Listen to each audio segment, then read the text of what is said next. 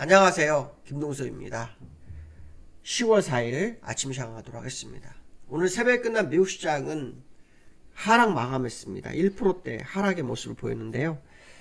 국채금리가 또다시 고점을 갱신하면서 시장을 하락을 시켰습니다. 요즘은 국채금리가 시장의 화두가 되고 있는 그런 상황인데요. 10년물 국채금리가 4.8%를 기록했고요. 30년물이 4.95%를 기록하면서 16년 만에, 그러니까 2007년 8월 이후로 최고치를 기록하면서 주가를 무너뜨리고 있습니다.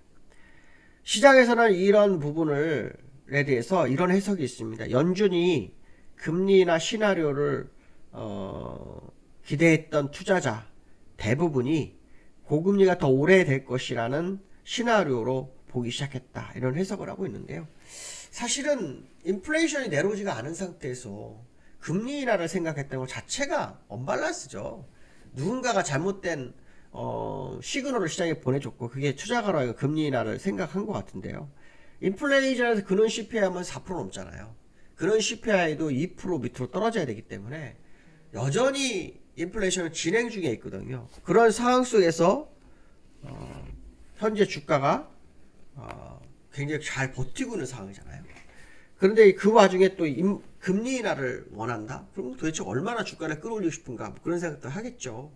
그렇지만 중요한 것은 뭐냐면 인플레이션이 2% 밑으로 내려오지 않으면 금리 인하를 잘못하게 되면은 인플레이션은 더 커져버릴 수도 있기 때문에 그거에 대한 우려가 연준은 가지고 있죠. 왜냐하면 1970년대, 80년대에 인플레이션이 났다가 일정 부분까지 내려왔을 때 금리 인하를 가동했다가 아주 금리 인상 가파르게 했던 경험이 있어서 두 번 실수를 하고 싶지 않은 것이 연준의 모습이잖아요. 그래서 금리나 시나리오를 제시한 사람이 누군지 모르겠지만 이건 아니다라는 거죠. JP모건 제이미다머는 갑자기 요즘 7%대 금리를 언급하고 있습니다. 이건 상당히 심각할 수 있는데요. 저는 사실 7%대를 예전부터 제가 얘기했던 부분인데 또 7%대 금리 얘기가 나오고 있습니다. 이렇게 되면은 시장에 상당히 부담으로 다가갈 수 있는 어떤 모습이 계속 나오는 거죠. 인플레이션이 빠르게 잡히지 않는 문제가 시장에 이렇게 대두되고 있다 이렇게 보시면 될 것 같고요. 연준 의원들 발언이 있었는데요. 래피얼 보스트 애틀란타 연원총재는 동결을 원한다 이렇게 얘기를 하는데요. 문제는 뭐냐면 금리 인하까지는 오랜 시간이 필요하다라고 하면서 금리 인하를 멀리하는 그런 발언을 하네요. 로레타 메스터 클리블랜드 연원총재 같은 추가 금리 인상 필요성을 강조하는 그런 상황이 됐고요.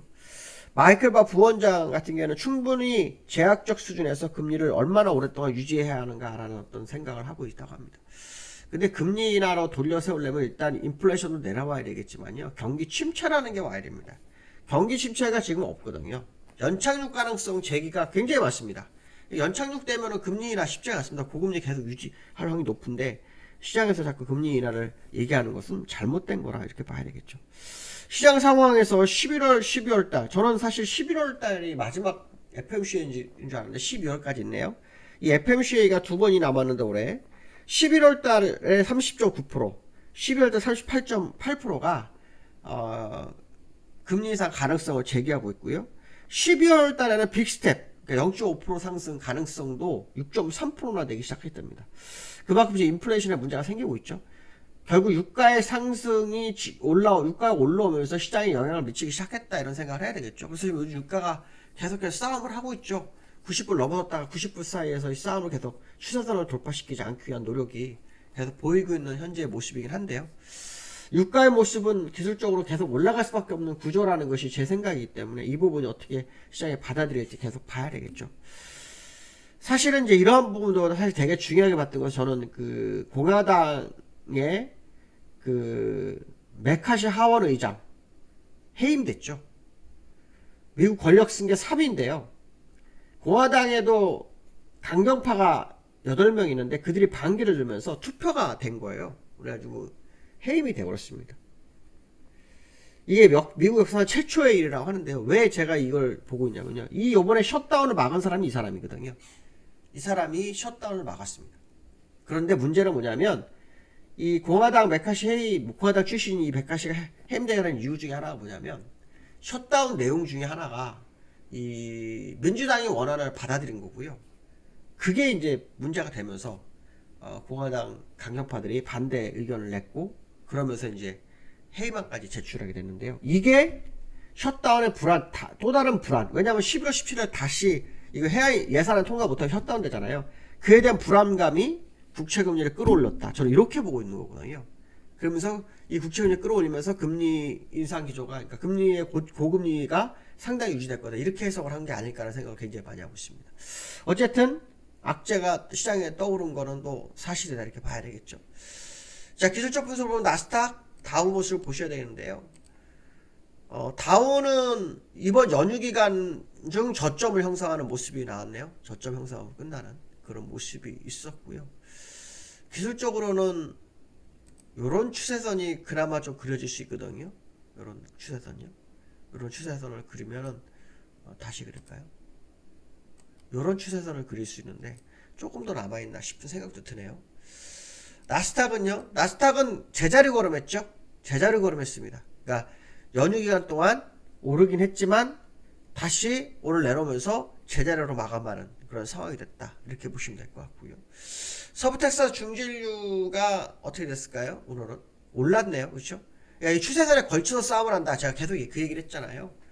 이 유가가 또다시 이 추세를 돌파하는지 봐야 되는데 유가가 계속해서 이렇게 버티면 인플레이션이 떨어지질 않을 확률이 높기 때문에 그것은 결국 연준이 금리 인상 쪽으로 무게를 자꾸 실어갈 수밖에 없게끔 만들 수 있다라고 생각한다면 유가 흐름을 계속 봐야 되지 않을까 싶은 생각이 듭니다. 삼성전자 3분기 실적 개선 전망 뭐 이런 뉴스가 나오고 있는데요. 적자를 탈피할지 안 탈피할지 봐야 되겠죠. 어저께도 제가 삼성전자 얘기를 했는데요. 반도체가 지금 바닥을 찍고 수출이 배고플 때까지 올라섰잖아요. 이 부분 보다면 이제 이번에 삼성전자 실적 발표가 잠정 실적이 6일날 발표되는 걸로 알거든요. 내일 모레. 어떤 모습이 나오는지 봐야 됩니다. 이 삼성전자가 요즘 분위기가 갑자기 바뀌는 느낌이 요번 연휴 기간에 있었거든요. 그래서 미국 시장 하락에 삼성전자가 오늘 어떻게 하느냐에 따라 시장의 방향이 바뀔 거다. 만약 삼성전자가 미국 하락 영향을 그대로 받는다면 밀리겠죠.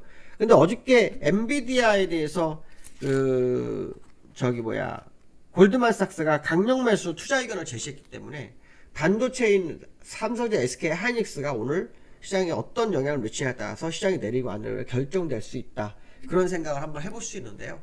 삼성전자는 제가 아마 며칠 전에 얘기했지만 이격을 벌렸어요. 일단 이격상으로는 반등의 가능성을 열어두고 끝났는데 미국 시장이 오늘 급락해서 그 영향을 오늘 받을지 한번 지켜봐야 되겠죠.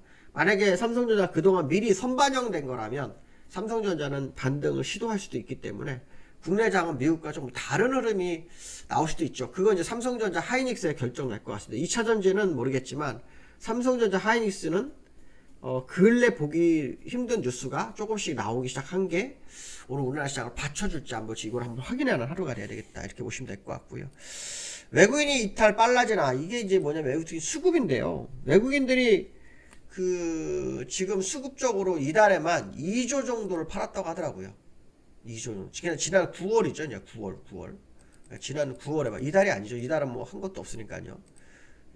9월 말까지 봤을 때, 9월 말까지 봤을 때 외국인들이 코스피 1조, 그 다음에 코스타 1조 2천억 팔았는데요. 이 순매도예요. 이게 순매도인데 중요한 건 뭐냐면 올해 들어서 월별로 2조 2천억 정도를 매도한 적이 처음이라고 합니다. 그러니까 제일 많이 팔았다 이런 생각하죠. 근데 과거사를 보면 그렇게 많이 판 건 아닌데 일단 시장에서는 일단 수급적으로 외국인들이 매도를 함으로 인해서 문제가 된다 이렇게 보는 거고요. 그 다음에 16거래일 연속으로 매도를 진행을 했다라는 게 또한 특징이다 이렇게 보시면 되겠죠. 어쨌든 외국인의 흐름이 시장에 상당히 의미를 좀 부여하지 않겠나 생각을 하는데요. 일단은 코스피는 지난주에 어쩌면 바닥을 찍었을지도 모르거든요. 근데 이제 미국에 빠졌기 때문에 오늘 다시 한번 거기 갔다가 올라올지 아닐지 좀 확인해야 되겠죠. 기술적으로는 우리나라가 가장 먼저 저점을 찍은 상태로 나오는데 어떤 결론이 날지 오늘 지켜봐야 될 것 같습니다. 오늘 여기까지 하겠습니다. 감사합니다.